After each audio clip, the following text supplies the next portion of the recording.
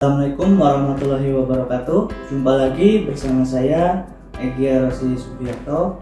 Kali ini kita akan menyaksikan tutorial pengisian dokumen perencanaan untuk proyek perangkat lunak ya, khususnya untuk project charter dan project scope.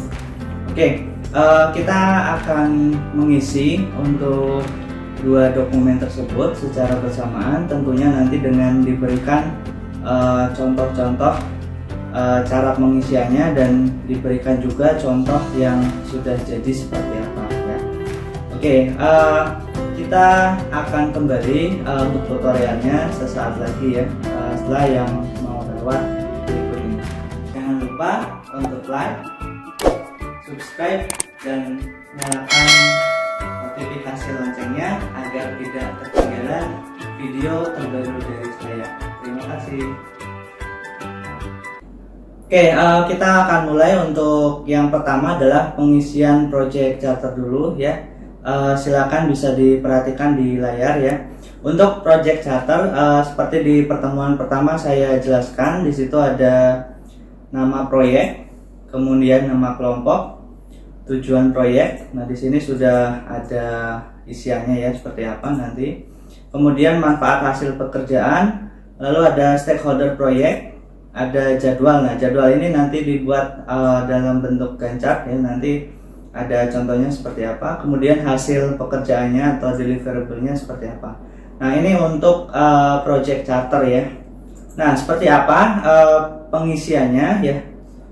Bisa kita perhatikan bahwa untuk pengisian project charter ini sangat mudah sekali ya. Kita coba perhatikan lagi di layar untuk contoh yang sudah jadi.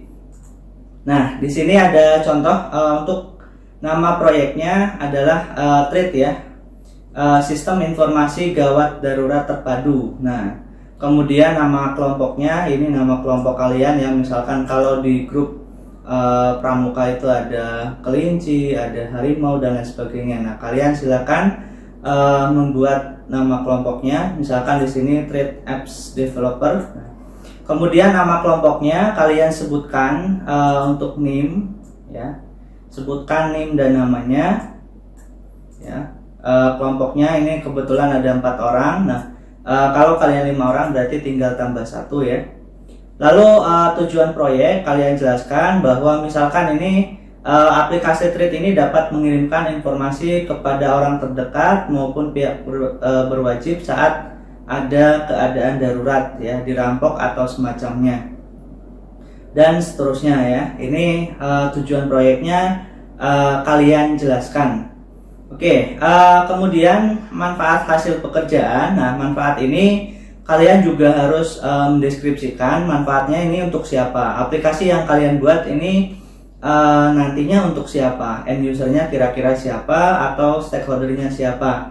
Nah, contoh di layar ya, perhatikan lagi. Di sini ada bagi masyarakat bahwa aplikasi ini dapat memudahkan pencarian rumah sakit, pencarian pemadam kebakaran, kantor polisi, dan lain sebagainya ya, karena hubungannya dengan keadaan darurat tadi. Kemudian manfaat yang kedua ada juga di sini adalah bagi pihak yang berwajib ya.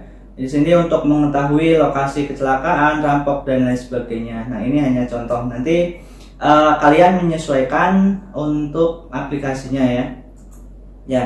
Kemudian stakeholder proyeknya. Nah, ini karena di sini kita belajar untuk membuat aplikasi dengan jalur proyek perangkat lunak ya. Nanti stakeholdernya ya cukup kalian saja. Misalkan pemilik proyeknya, kelompok kalian disebutkan nama-namanya, pemiliknya juga ya. Tapi apabila kalian ada kerjasama misalkan dengan instansi yang lain atau ada pihak-pihak yang terlibat ya, kalian harus cantumkan juga di sini di project charter ya. Kemudian untuk jadwal nanti dibuat semacam ini, semacam Gantt chart ya. Tapi karena kita sistemnya adalah pertemuan atau minggu, jadi kalian mengisi berdasarkan minggu ya. Di sini diisi dari minggu 1 sampai minggu ke-16 ya. Walaupun pada implementasinya efektif dimulai minggu ke-2 sampai dengan minggu ke 14 ya, karena 16 di sini hitungannya berarti dengan UTS dan UAS ya. Minggu ke-8 UTS, minggu ke-16 adalah UAS. Oke, kemudian untuk jadwal di sini ya, ini menyesuaikan. Misalkan yang pertama kegiatannya adalah project planning ya, diperhatikan di layar. Misalkan kegiatannya project planning di 2 minggu awal atau 3 minggu awal, kemudian analisis kebutuhan, analisis sistem, dan seterusnya. Nah, seterusnya di bawah lagi misalkan analisis perangkat lunak, desain use case, desain UML, database. Nah, ini menyesuaikan ya. Jadi bentuknya dalam bentuk Gantt chart di sini. Nah, hanya saja kalau dicontoh di pertemuan pertama menggunakan bulan. Nah, karena di sini kita belajar, maka perkuliahan, maka sistemnya pakai minggu ya. Nanti ini menyesuaikan dari mulai desain, kemudian pembuatan aplikasi nanti di minggu keberapa nih, beberapa minggu, kemudian testing, dokumentasi, sampai dengan mungkin penutupan proyek ya. Karena dijelaskan di awal bahwa proyek ini sifatnya adalah kontemporer ya, atau sementara. Jadi ada proses istilahnya nanti bisa juga presentasi atau penutupan proyek. Kemudian yang ke-7, hasil pekerjaan. Ini bisa kalian isi dengan apa sih hasil pekerjaan yang ada gitu, dan jadi diharapkan dapat membantu pengguna mempermudah meminta pertolongan serta bantuan dalam keadaan darurat seperti kecelakaan, keselamatan jiwa, kebakaran, dan lain sebagainya. Oke, asumsi ini diisi jika ada ya, jika tidak ada ya boleh dikosongkan seperti ini. Oke, kemudian untuk footernya ini kalian isi project plan-nya misalkan versi 1.0, kemudian appxx ini kalian ganti, misalkan kalian kelompok 1 atau misal kelompok 2, berarti diisi dengan 02. Kemudian ini nanti halamannya akan menyesuaikan ya.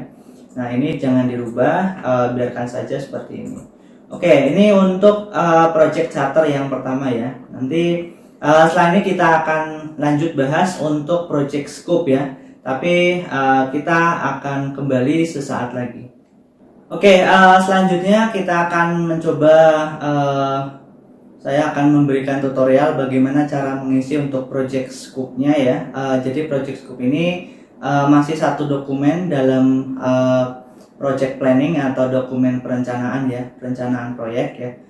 Silakan diperhatikan lagi di layar. Jadi kalau sesuai template nanti di sini masih sama, ada nama kelompok, kemudian daftar anggota kelompok kalian isi ya. Di sini di template saya tuliskan sampai 5 karena memang anggotanya maksimal 5. Kalau kurang berarti nanti satunya dihapus gitu ya. Kemudian yang pertama untuk project scope di sini ada deskripsi fungsionalitas atau fitur yang diharapkan nanti apa saja. Nanti saya tunjukkan contohnya yang sudah jadi seperti apa.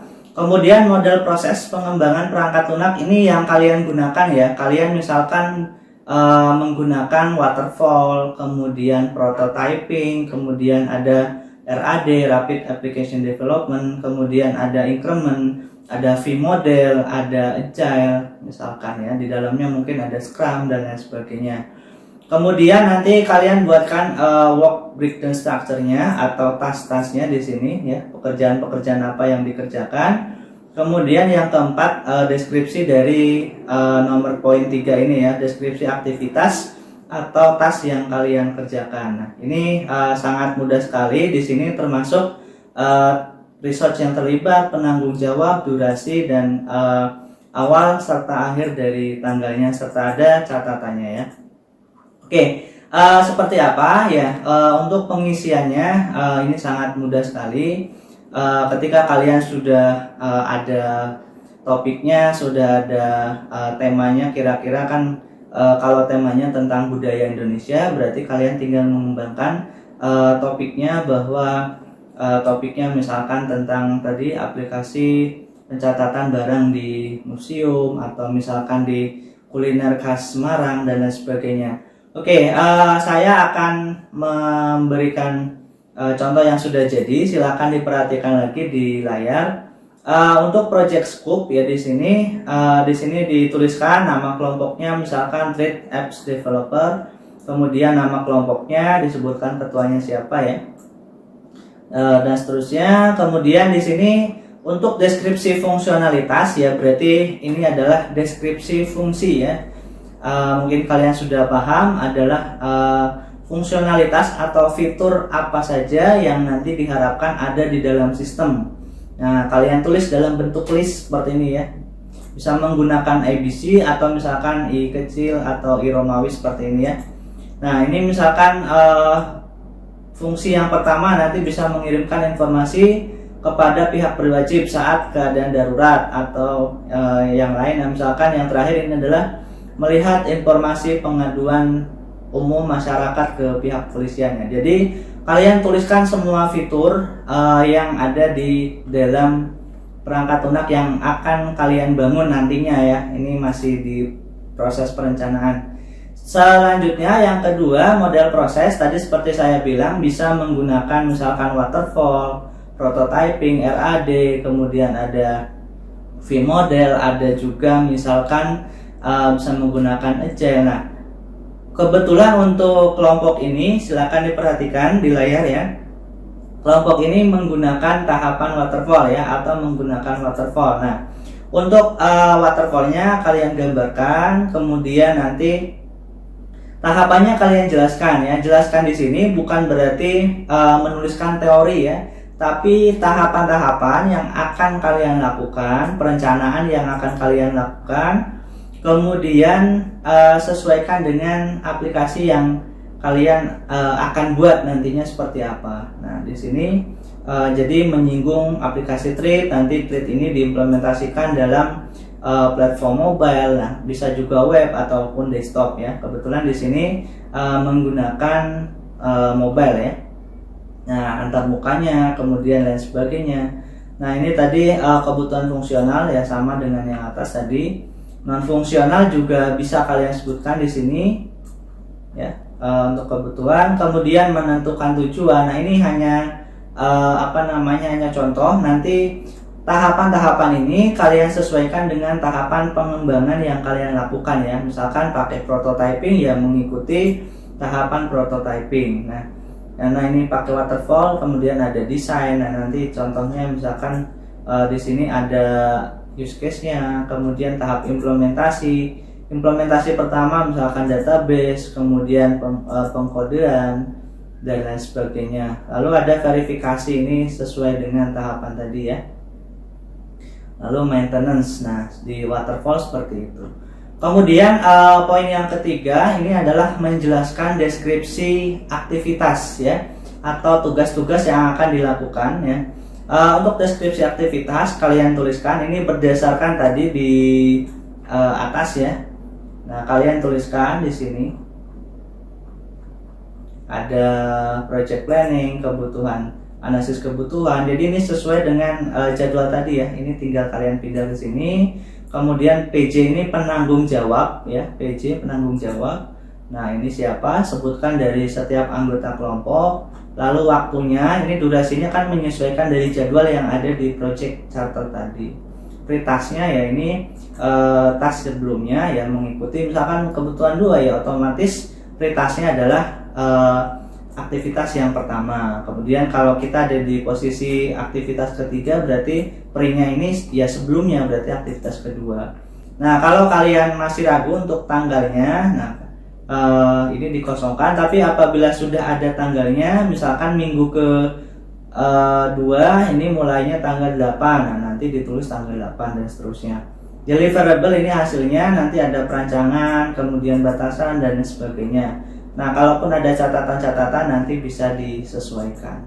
Oke, itu kurang lebih untuk project planningnya ya, dokumennya. Ada project charter dan project scope. Nanti apabila ada pertanyaan bisa kalian tanyakan di komen video di bawah ini ya. Oke, terima kasih atas perhatiannya. Semoga bermanfaat dalam pengisian project planningnya. Saya ucapkan terima kasih, selamat mengerjakan dan tetap semangat. Wassalamualaikum warahmatullahi wabarakatuh.